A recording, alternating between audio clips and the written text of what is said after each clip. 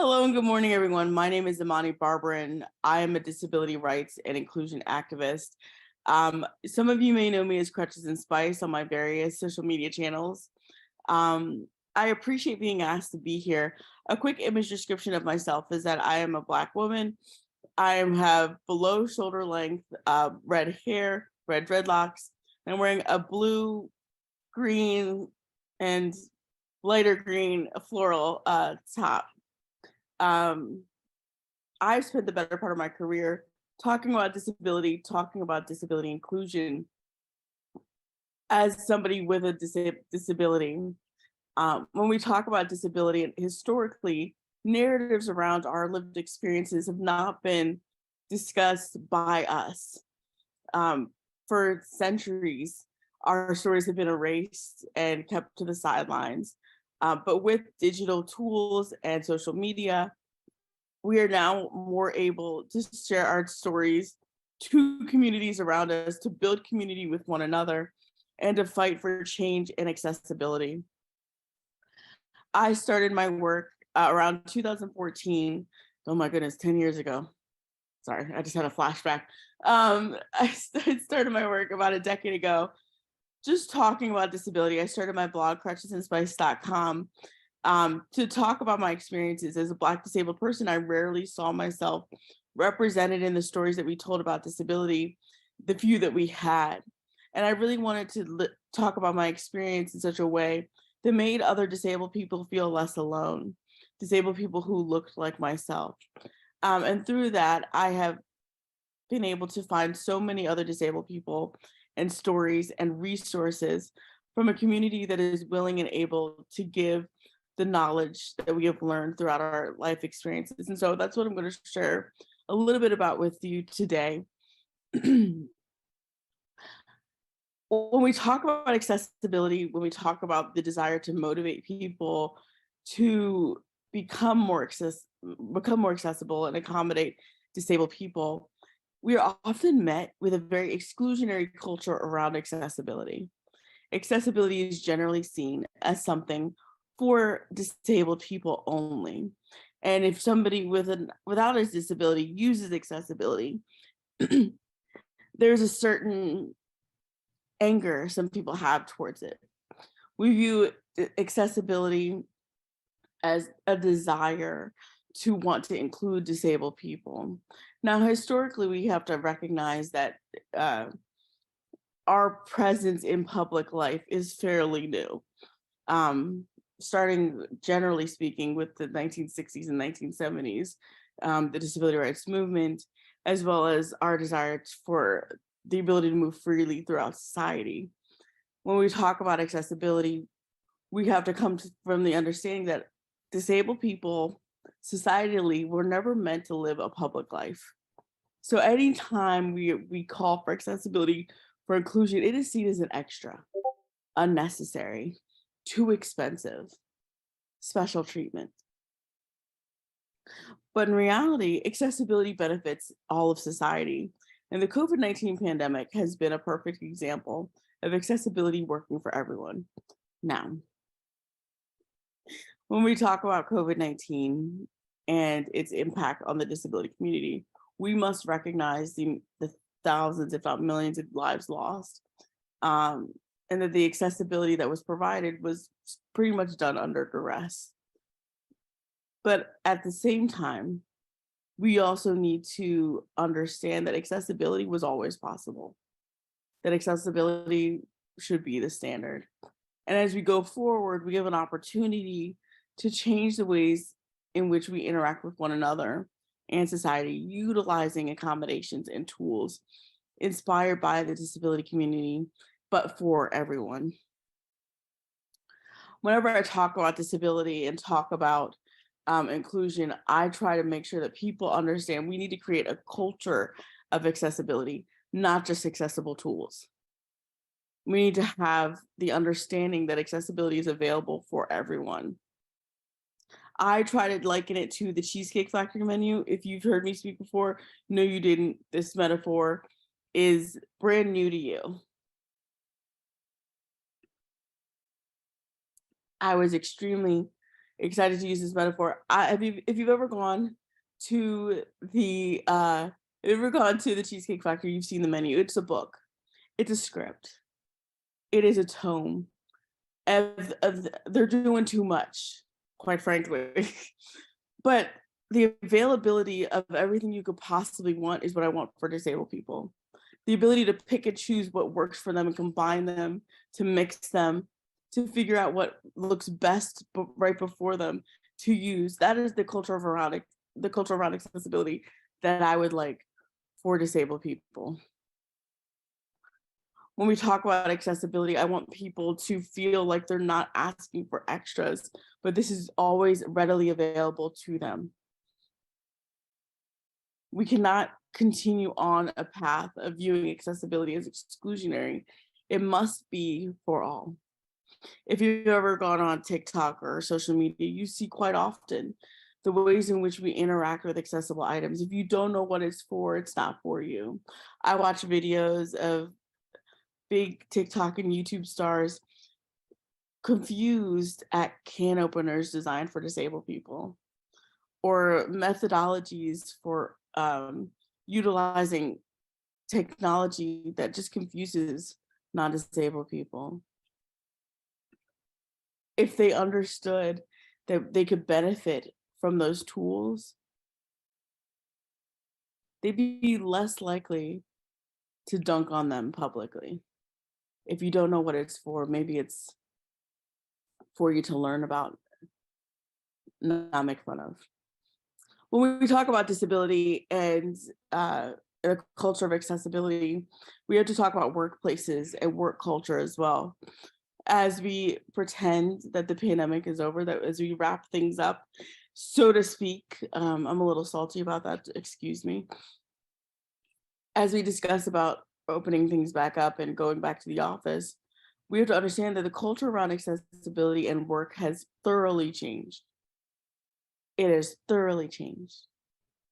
Most people enjoy working from home, working from their communities, working in such a space where they do not feel battered down and stressed and have the tools at home that they can use. Again, these are all things that disabled people have been requesting for years, but it took a pandemic for us to say, oh, this is possible. And now that we want to go back to the way things were, we are slowly taking those tools away from people.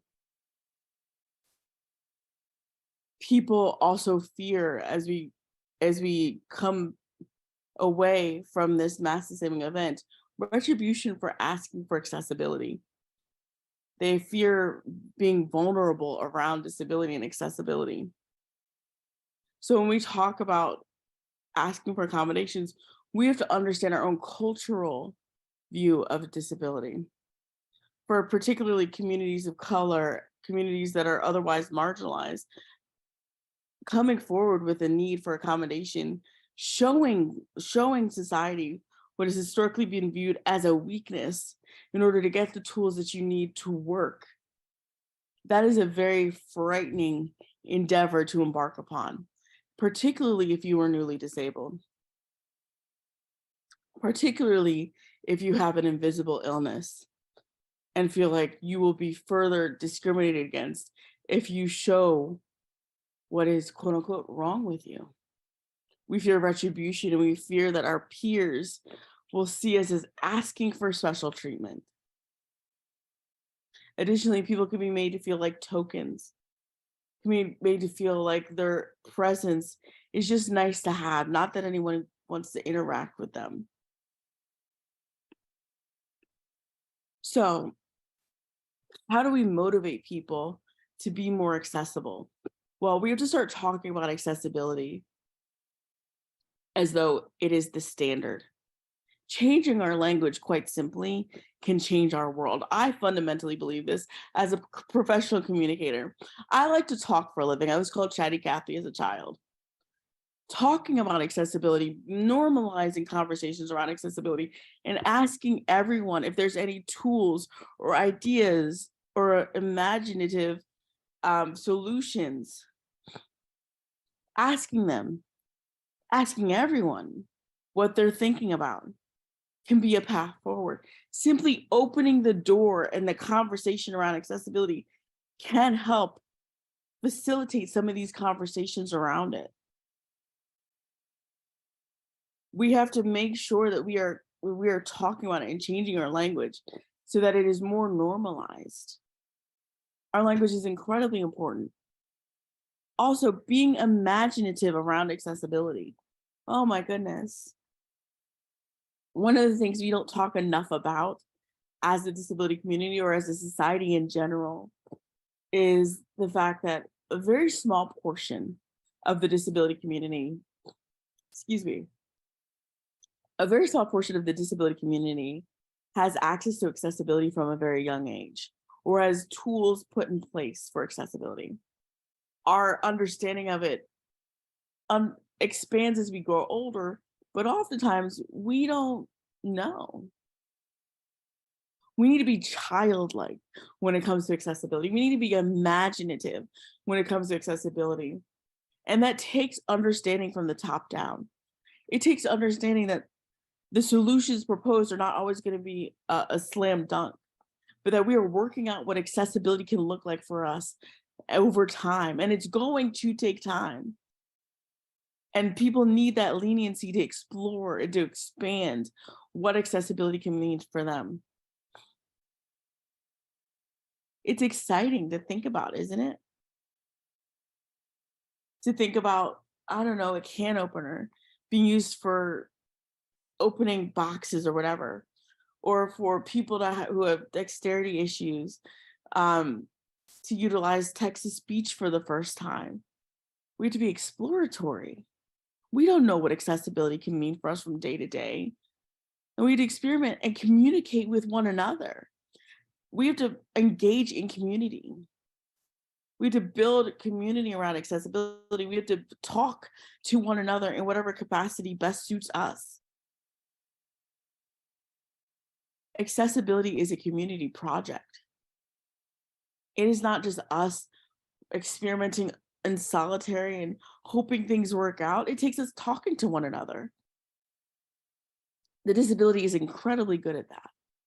We are incredibly good at coming together, at figuring things out together, at making sure that we are being open with the lessons that we have learned historically and in our own lives so that we can pass that knowledge forward.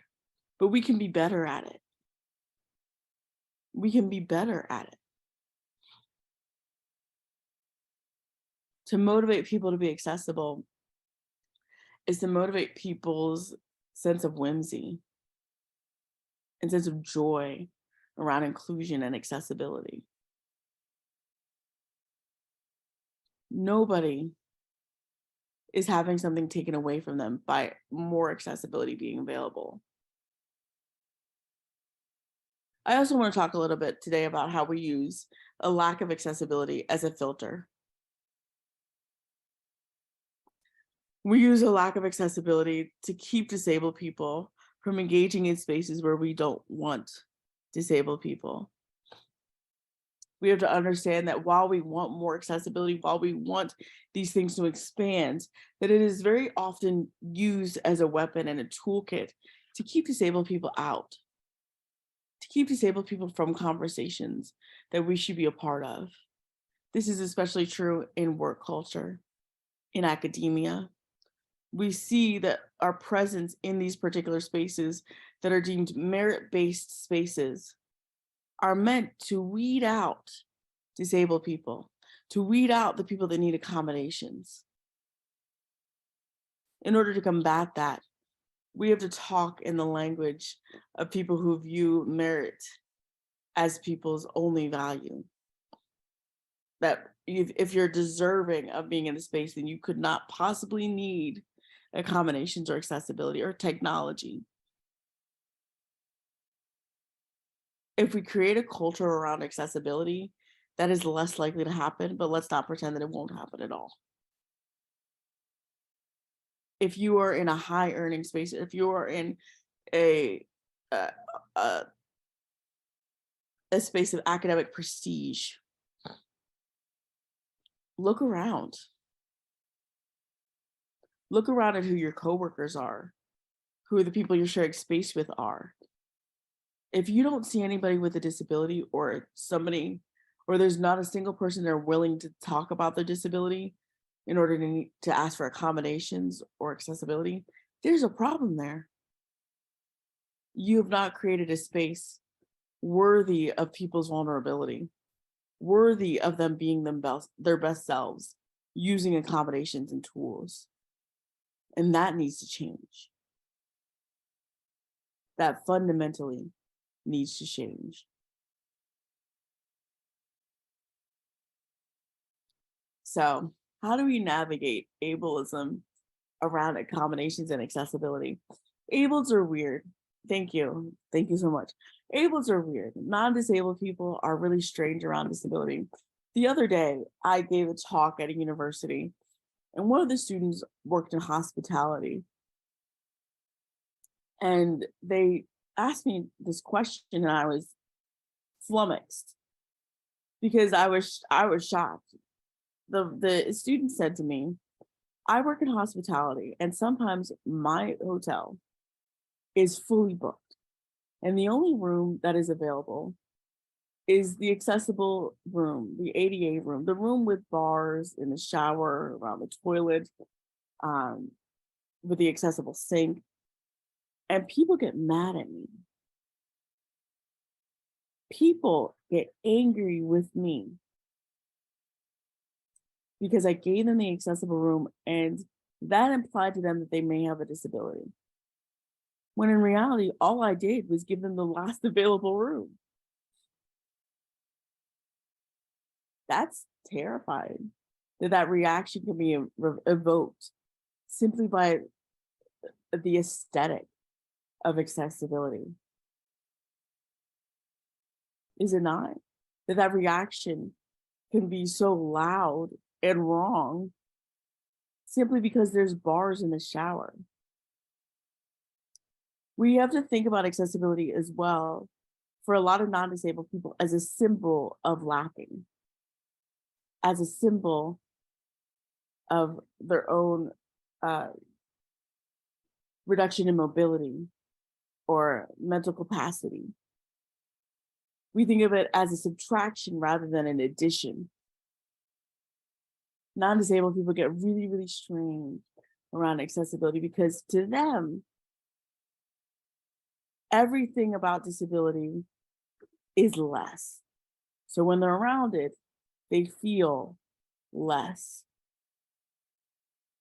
They feel like people are implying that there's less of them to respect, to interact with. And when we talk about accessibility with non-disabled people, we have to recognize that fact. We have to talk about it. We have to talk about accessibility in abundance. We have to talk about it with joy, with excitement. And we also have to talk about it like it's legally required of them. When accessibility is talked about, it's always thought of as nice to have. The only way that they can wrap their mind around interacting with accessibility in so many different ways is to think of it as a charitable donation almost. It's nice for accessibility to be in the room, but I'm letting you know that this is a gift. It's not a gift. We passed the law 33 years ago saying it's not a gift. It's a law. It's a law. And at the very base, the very basic sense, they should see it as what is legally required of them. I would love to change the mind of every non-disabled person around accessibility. I would love for them to feel like it is for us all. But for the hardliners, for the you don't need a laptop in the classroom because I don't want it there. For the we need to work in the office because we all need to work in the work culture, bosses. For the content creators that say, I refuse to have captions because I don't really feel like it's necessary. For all the hardliners, inclusion is the norm, is going to be the norm. and their existence relies upon them making themselves more accessible. So get with it today or get left behind, because we're moving forward. We have to be more bold in the way that we talk about accessibility. We have to stop giving people these choices. Yes, we should be changing the narrative around disability. We should be talking about it with joy and abundance. But at the end of the day, I don't care. I don't care what people who have decided that they're going to hem and haw over accessibility are going to say about it. That's okay. Get left behind. We should be holding them accountable as we have been taught to do with every other law. It is not nice to have. It is not a charitable donation. It is not us just being nice to disabled people. No, that's your job. That's what's required of you. That's the basics for you. As somebody who's a content creator that does sponsored content from time to time, I do this quite often. I sometimes will send people notes who want to work with me, and I'll say, if you want me to post these assets, if you want me to do A, B, or C, they have to be accessible. And I'm not waffling on it. I don't care if you're not used to writing alt text for the images you want me to post, do it. That's part of your job. That's part of your job.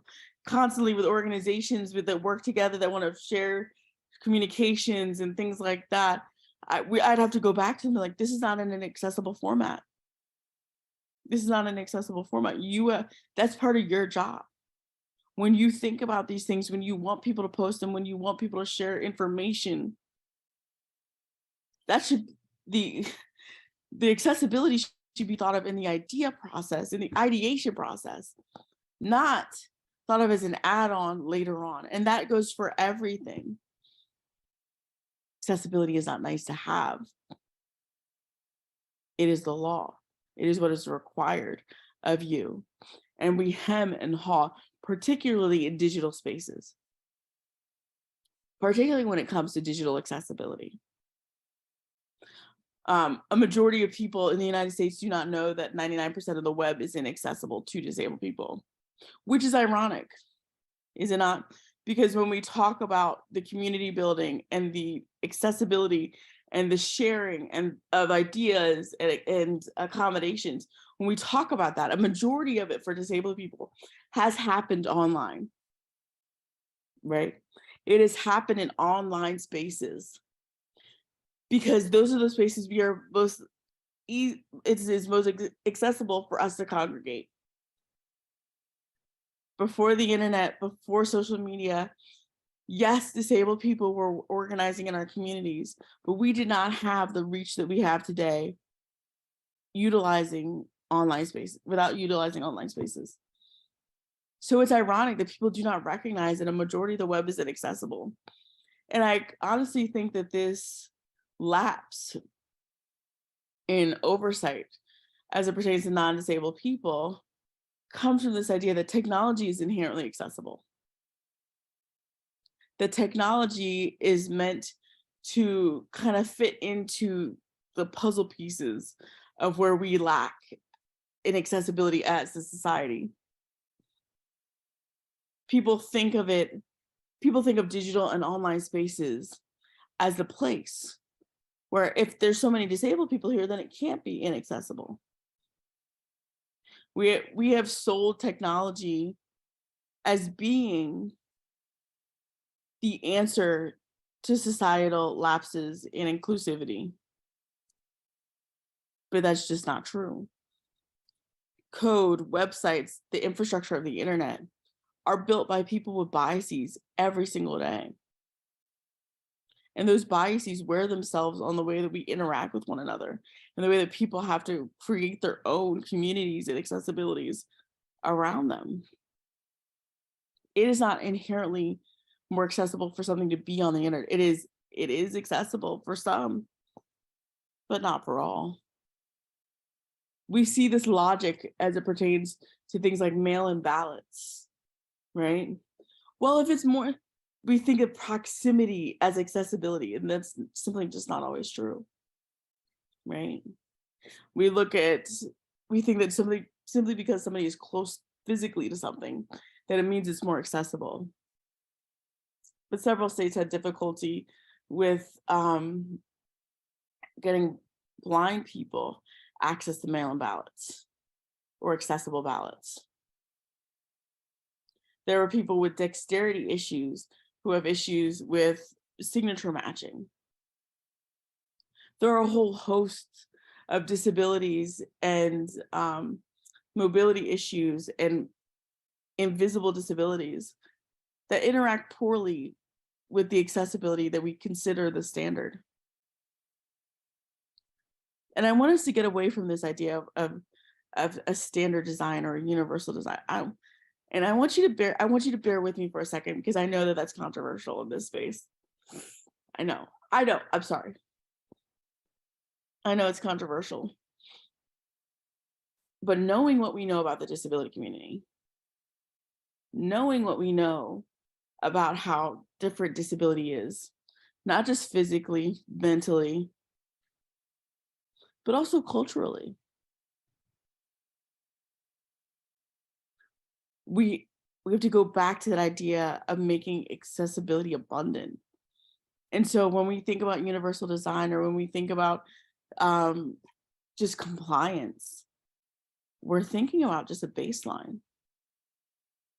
How do we go above and beyond that? How do we make it exciting? How do we make it fruitful? And this is particularly true in communities of color, right? Accessibility has been ripped from a lot of communities of color around the country, despite the fact that that disability rates are higher in those communities. How are we interacting with culture and accessibility? What does it mean to be culturally competent in and provide accommodations to a community? Are we making sure that spaces like, at least for my community, spaces like hair salons and barbershops are fully accessible? Because those are community meeting places as well as service places. Are making sure that grants and funding are provided to communities of color for accessibility?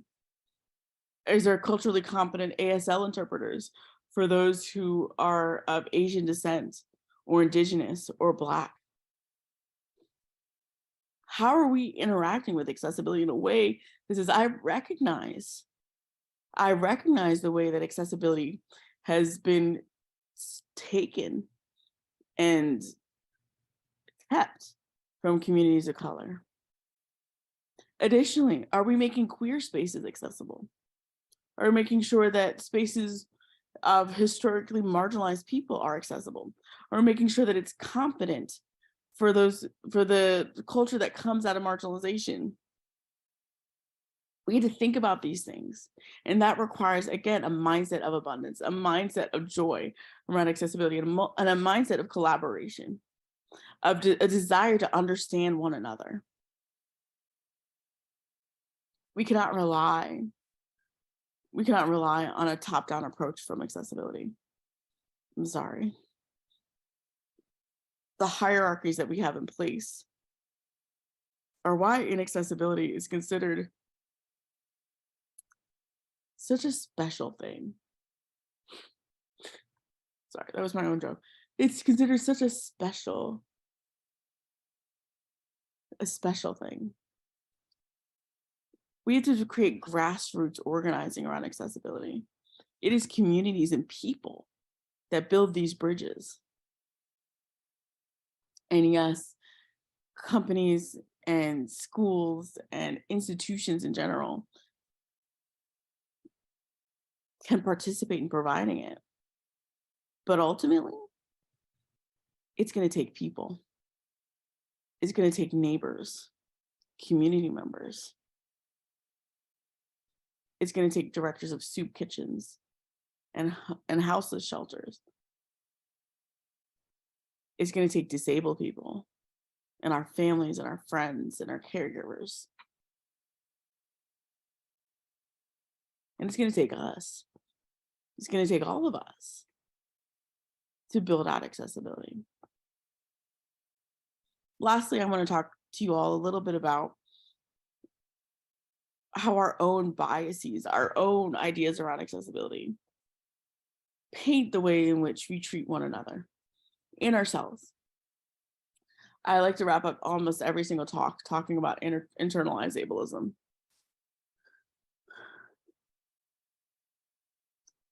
I think we have this idea that disabled people, that the ableism we experience comes from everybody else. And it does. A lot of it does. A lot of the ableism and the discrimination that we experience is societally prevalent. But also, what we experience outside of ourselves often becomes our internal narrative. It becomes the way that we treat ourselves and belittle ourselves and keep ourselves from the accommodations and accessibility that we rightfully deserve. And I want to hammer that home. We deserve it. It's not nice to have. It's not special treatment. We deserve it. I think that we find ourselves quite often performing ability for the sake of our own self-preservation. We perform ability in the hopes that nobody will find us disposable. The pandemic being a perfect example, and coming out of it. We do not give ourselves time to rest, which is accessibility. We do not give ourselves time to recharge. We do not give ourselves the ability to rely on other people for fear that we'll be seen as less than. And that all paints the way in which we interact with our own accessibility and accommodations, as well as the way we project that onto other people. We have this exclusionary mindset around accessibility and accommodations because we feel like not only do other people not need them, but we don't need them either.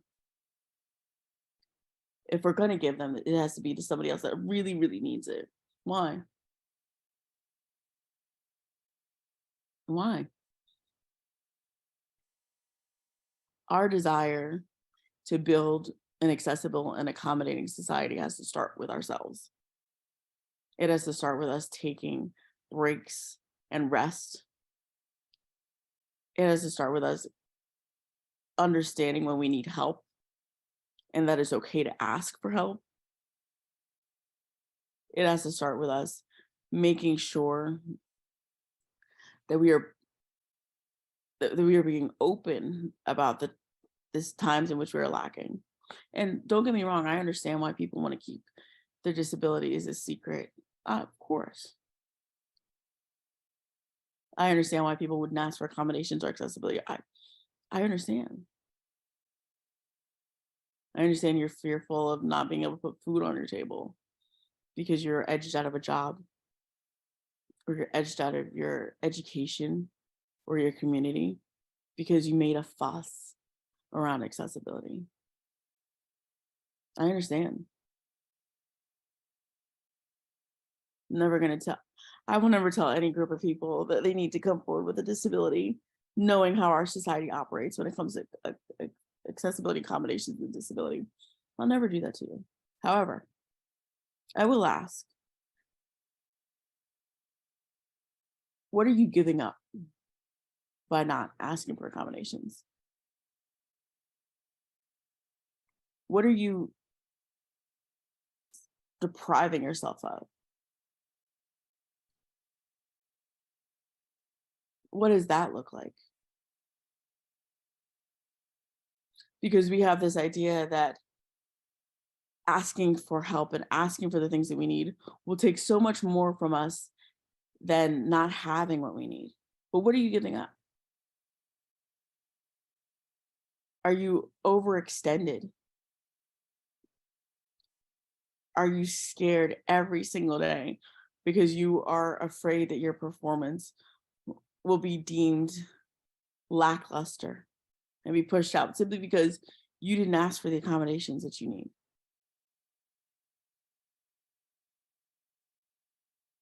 Abundance in accessibility starts with ourselves. And so I would ask for you to cut yourself a break. I would ask for you to give yourself some leeway, some time, some joy. And I would ask for you to love yourself enough or to respect yourself enough to ask for the things that you need as it pertains to accessibility and accommodations.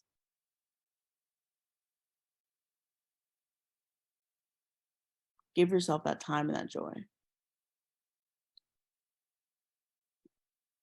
Thank you. Wow. Imani, that was profound. Thank you. I want to tell you, I've been watching the chat. Your words have resonated so deeply Thank you. with so many in our audience today. Thank you. Let me pick out from the fabulous questions. Do you have any suggestions on books covering the history of disability rights that are non-tech oriented for people that aren't here today or aren't just need to know more? Sure. There's Being Human, Judy Human's biography. I can't remember if it's auto or never mind, doesn't matter. But Judy Human's biography, may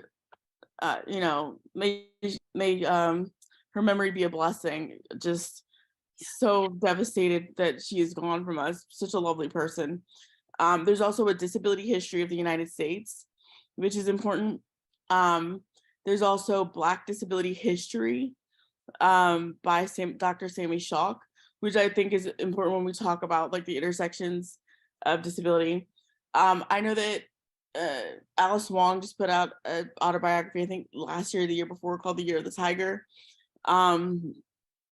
So I think that those are all books that are very important. And then just also making sure you are expanding the purview of the stories that you're hearing from. So like the Disability Visibility Project, talking about, the multiple intersections of disability from different perspectives. And I think that that's important too, because we think of disability as kind of like this siloed identity, but it literally touches every single part of society and every single identity available. So making sure that you're expanding who you're hearing stories from is also important, as well as the historical aspect of disability. Also, the Crip Camp is also a very good documentary if you are looking to hear a little bit more about the disability history. Absolutely. Thank you so much. I want to just tell you the first part of this question. I think you've covered the question, but it really shows how much the audience has resonated with you. Thank you so much for this talk, Imani. You're crushing this keynote. And then they said, if you feel comfortable sharing, how do you safeguard yourself from exhaustion and burnout and practice self-care? And I think that you answered that before they asked or after they asked the question. Was there anything else that you wanted to add about how you prevent exhaustion, burnout as a Black disabled woman content creator in the year 2023? I give a lot of good advice. I don't necessarily take it. But like I'm somebody that like I struggle with it. I struggle with it all the time. My partner will yell at me all the time, like, go lie down.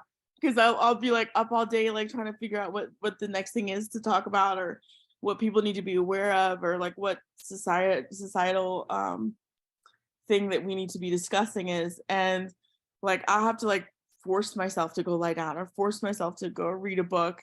And it's hard, it's very difficult, but I think having community there and having people in your life that will recognize when you're exhausted is really helpful. And people that will force you to do it is really helpful, because sometimes we won't do it ourselves. I know I won't. So Yep. that's helpful. Yeah, I agree. I agree. Another question from our audience says, I found language can be a barrier to the conversation because of internalized ableism around the words accessibility or disability. Do you have any advice on how to sidestep those mental barriers? Oh yeah, this was a huge one when I was talking to the Black community about disability and accessibility. And in any community of color or marginalized community, you'll find the exact same attitude towards disability.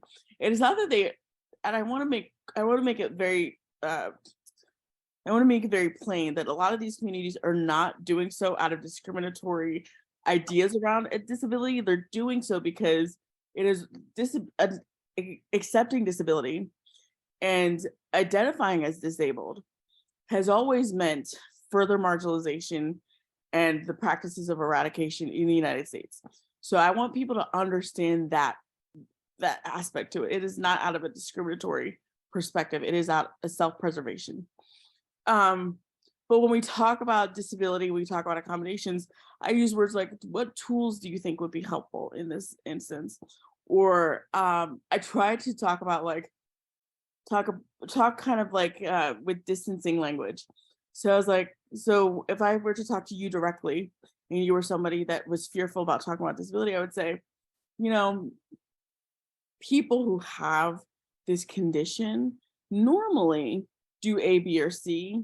They will ask you these questions, like kind of just posing it that way, like external to themselves, because they can see the grander picture of what is needed and what they need if it's not them specifically. Additionally, I do try to prepare people to say the word disability, because a lot of the grants and federal funding around accommodations require people to identify as having a disability. So they will require you to use that word in order to get the accommodations and services that you need. So at the end of the day, while you can walk somebody to it, you ultimately have to tell them, in order to get A, B, or C, you are going to have to tell them your condition, your disability. And it's not an indictment on you. It's just what's needed for this process to move forward. Absolutely. Absolutely. Thank you so much for that. Another question is here that I'm going to pick from. Someone says, I've heard from my peers at work that recruiting people with disabilities for research can be, they said, legally challenging. And I'll just say challenging.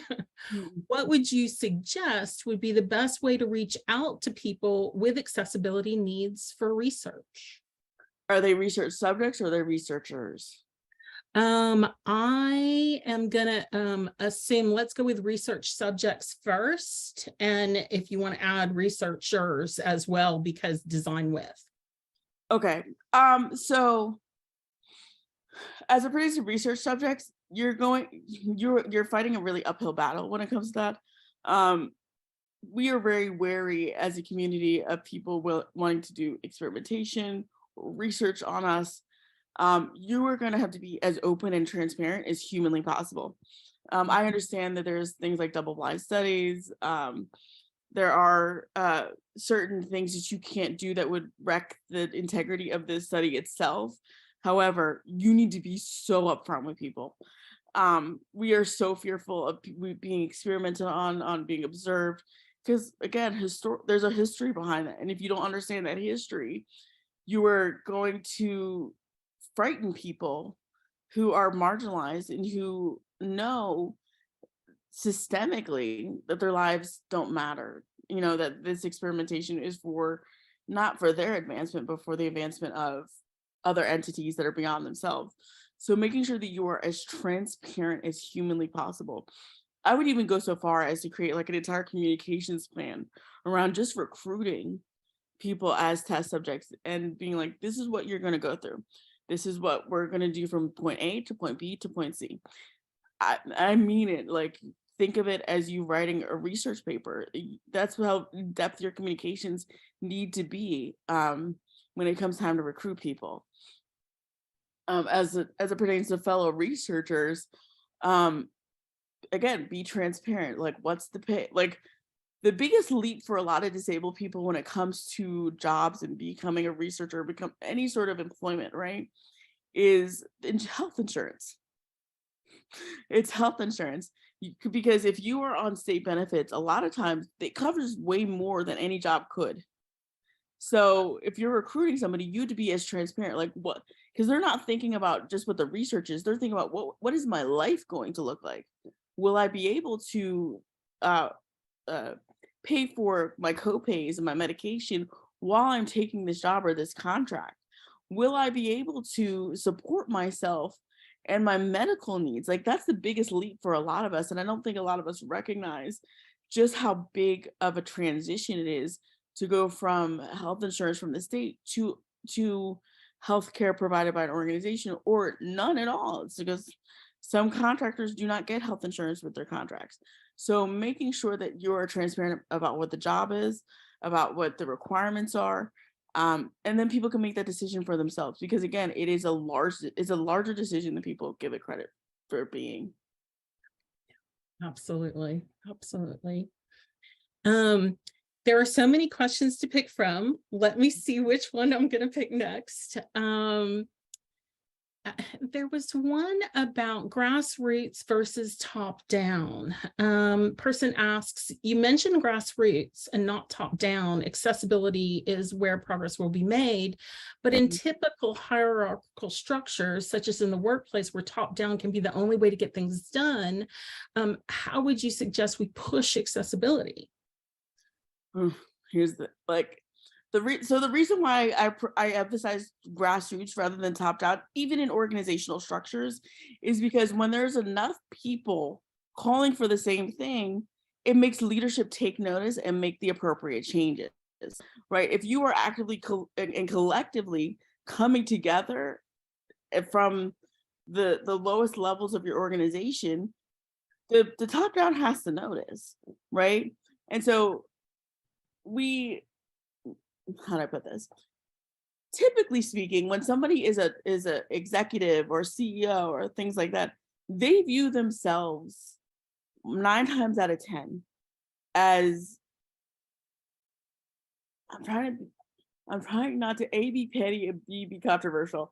Like 9 times out of 10, when they view themselves as having the merit and the discernment to decide what is necessary. And when the higher you get in a hierarchical structure in our society, the less you are interacting with disabled people. So you have a very narrow view. Yeah. Right. You have a very narrow view of what accessibility is, what disability is, right?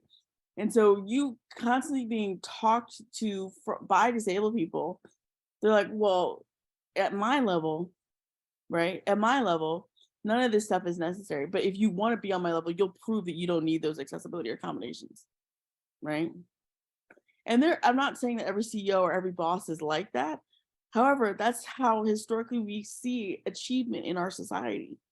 So they see you asking for accommodations as you asking for, as you said, I don't know how to, of having a disabled mindset, right? That idea of like you asking for accommodations, you asking for accessibility is you giving in to a lackluster life for the rest of your life, rather than it being a toolkit for you to advance and do the things that you want to do in your organization. That's why I emphasize grassroots over a top-down approach.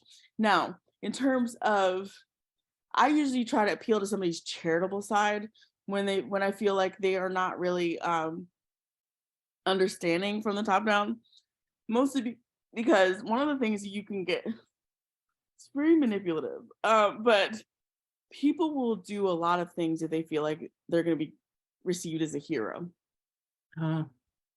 Like they'll be like, oh my goodness, like if they're received as a hero, or if they're received as like a